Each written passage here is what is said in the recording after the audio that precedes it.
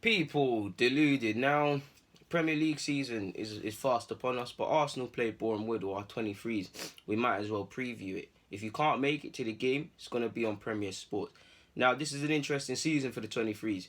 If we look at collectively as a team, they had Lombard, they came second. Previously from that season, the season before, they won the league. So they've come second and won in the league. First objective is to be in and around that shout. It was a great Everton side last year. Be in and around that again, people. That's the first thing. I'd like to see us go kind of far in the Checo Trade Trophy because that's the one sort of development path in 23s because you're playing against grown men. You've seen Joe Willock mashing them up last season. So there's that. People want to make, from a selfish point of view, individually, all of these players, if not making progress to the first team immediately, want to advance yourself, want to become regulars at 23's level, having stepping up from the 18s, competing against your peers, making inroads into Emre's thinking, playing to a way that if Emre isn't watching you, he's constantly getting feedback from his coaches like, yo, I walked over to get a bottle of water from the canteen and I was watching the 18s train or I was watching the 23s play a match and this guy's unbelievable. Every time I go over there, Emre, you need to get him into training because do you get it, people? That's what these young players have to do. A lot of young players will get chances because they're talented, but you've got to make yourself undeniable. Every game you play, you're not on a funny man thing, but you're the name on everybody's lips to that Emre or whoever has no choice but to bust you. Obviously, a lot of these players are approaching the 19 to 21-year-old age, where I believe you don't need to be the finished article, but you need to really have a hard think about where you're going to play football and your development. Like for someone like Amici, for example, again, I'm not saying it's Jadon Sancho, but if he was to be offered something like a Dortmund, where you're not going to play straight away, but there's a pathway, by the end of the season, you're going to get blooded in. That's good for his development. Amici's, I don't think he's ready for consistent, regular Premier League football game in, game out. His decision making isn't quite fine tuned, but I think he's good enough for a 20 minutes, a league start here and there, travelling with the squad, gradually making inroads, and he'll gradually get up to speed. I think he's a decent player.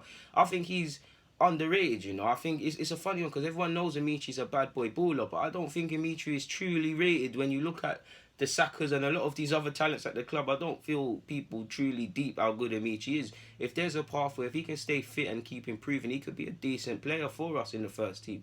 A left-footed player as well.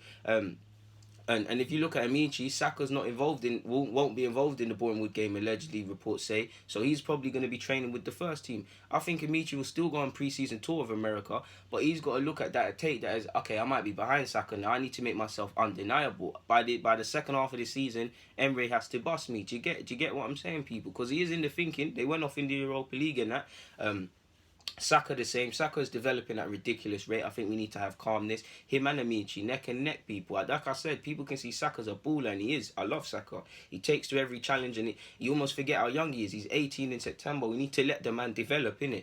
But Amici, for me, is hard. I change my week. Every game, I change which one is better and things like that. And I believe there's no reason why both of them can't progress to first team level and why both, here or elsewhere, won't have top careers, people. So you've got them two.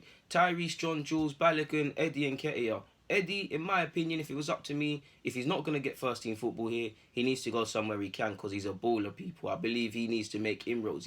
Him and Joe Willock, badding up 23's football, can play it in their sleep. But if he does want to stay, specifically Eddie, people, if he said he wants to stay, right, people, based on last season, if he gets more game time, cool. But Lacazette and Aubameyang, if we bring in Zaha and all of these attacking options and Martinelli and whatnot, only certain, obviously he's a striker, but depending on how he lines up with them advanced positions in terms of one striker, three strikers, a winger, game time could be limited. So the bulk of his game time will be keeping match fit via the 23's, in which you've obviously got him, Balogun to step up now, turning 18 and signing a new deal, and Tyrese, John, Jules. Now again, it's good for all of them because they're all competing against each other to get into Emre's thinking, but they're all competing to play first team, 23's football. Of course, all of them can be on the pitch at the same time. Of course, you can play all the strikers at the same time. But as you know with strikers, somebody becomes top done. Right now, Eddie is clearly ahead because of age and exposure and whatnot. Tyrese isn't far behind him, and Tyrese is someone I wouldn't be surprised if he goes on loan before the end of the season, because he takes to every challenge and he seems like someone ready to play first team football and stuff like that. I feel like 23's football in comparison to Eddie, the only thing I'd say about Tyrese John Jules is he can be a bit more prolific. At times I would like to see him get involved in general play a bit more, but he's good with his, out of all of them, I think he's the best with his back to goal. I think his link-up play is good. I think he's a good taker of chances, and I believe he's someone that can test himself against grown, seasoned individuals. And again, it's a testing season for him as well, because if you're not getting first team football here and looking, considering the contract duration, based on what Transfermarkt says his contract's running out and the opportunities at hand, you might want to keep it moving and go somewhere else, people. There's scouts at almost every Arsenal game, and they know about Vonte, because he rejected Schalke and Napoli and all of these teams and Leipzig to go to Leicester. Amici, Munich and all of these people want him. Not just them. You look at Tutu. Do you think that Butchering team he went on loan to came out of the blue? It is feasible to believe they watched him when they could. He was injured, but they were watching Arsenal and they assessed him. There's 30 to 40 scouts at times, at most, at Arsenal games, 23's, and not just us, probably Chelsea's and the rest of them. They know English clubs got talent, if not the ones they've sourced from abroad, the homegrown ones, and they're watching, and that might be something that plays into their hands. Obviously, Greenwood as well is a young man. I believe he's someone needs to play to greater consistency with the 18s, but I believe he's ready to get opportunities with the 23s, and I'm keen to see what he does in that regards next season as well. Playing on the flanks predominantly on the right wing last season for me with the 18s. Obviously, we know him as a striker, people, and I believe he might even have a future as a 10, and he can do up the left wing, people. So it is an interesting one, really and truly, people. If you give me a sec, I'm actually just trying to bring up the matchday squad. Also, as well, people, I will say this, with Ballard going out on loan, there's positions to grab. Thompson, with Bramall leaving, left back is free, but he actually played at left back as well as some advancing positions. I think left back is potentially up for grabs. Right back potentially is up for grabs. And there's question marks over centre halves, because you'd believe Medley and Clark would be the first choices, or maybe McGuinness, but it's debatable, people. I'm also keen to see Ben Cottle and Matt Smith had great seasons for the 18s. Would love to see them step up and do their things and replicate the same format 23s. Swanson, he can play left and right back, so he has a good opportunity. You've got the young Gian Aziz Agongbo as well. Bit too early to be talking about him, but he looks like a really good centre-half. And in fact, he's someone that can nail that down and make it his own as well. Nathan Tormey, I believe he's playing for a future. He's had a rotten time with injuries and barely made any appearances. He's really got to show something to show he's got a long-term future.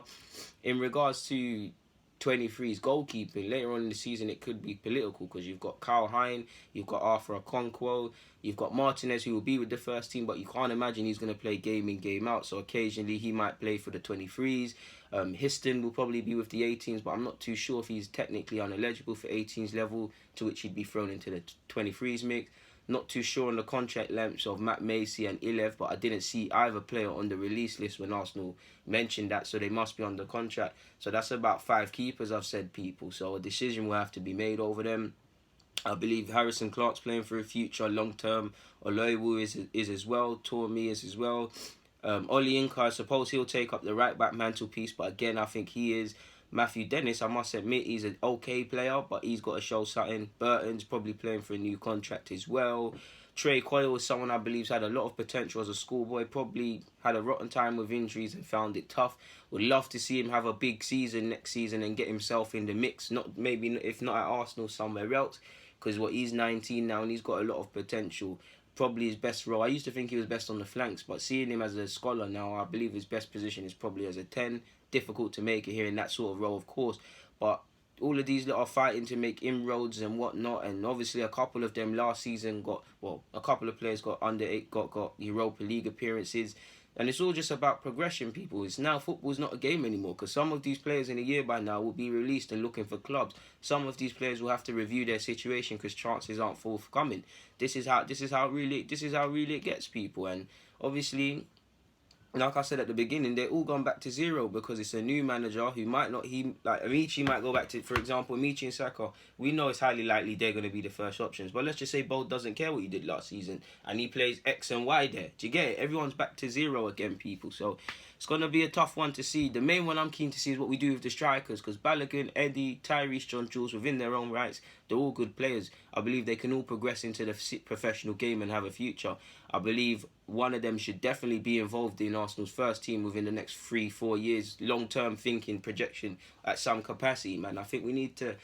Not everybody needs to be a Mbappe. Some people need to progress and become decent rotation and squad options and complement the side. And I definitely believe more so with the fullback additions. Sometimes not everyone's got to be a maverick. Sometimes it's got to be the shrewd additions, people, really and truly. And I'm keen to see it because Balogun scores goals for fun in his sleep. So does Tyrese. So does Eddie. They've all got individual qualities. They've all got similarities. But it's not feasible to believe all of them are going to make it here, or even two. One, if any, will make it here. And it's tough for even all of them because you look at the top. But I'm keen to see what we do with that. And I'm keen to see what these lot do. I'm keen to see what happens in January if game time hasn't been given, really and truly. If Eddie and Tyrese went out on loan, then that would benefit Balogun, of course, and Greenwood. But we'll see what happens in that regards. Either way, people, for now, going to keep it moving. Deluded, thank you for watching and rocking each and every time. It means a lot. Comment, subscribe, and do the rest, man. Like I said, if you can't get down to Borehamwood's ground, you can watch it on Premier Sports. Not too sure of... It's on Sky, because I've got Sky, but I'm not too sure of the actual channel, so Google that. If not, it will probably be on... Well, I hope YouTube don't mess with me and give me no copyright issues, but it'll probably be streamed somewhere, people. You lot know the streaming websites and that. But on a serious note, people, thank you very much for your time and taking the 10-11 minutes to listen to my talking points. For now, enjoy the rest of your Friday, whoever you are, wherever you are. Deluded, I'm out. Stay safe, people. DG Nation.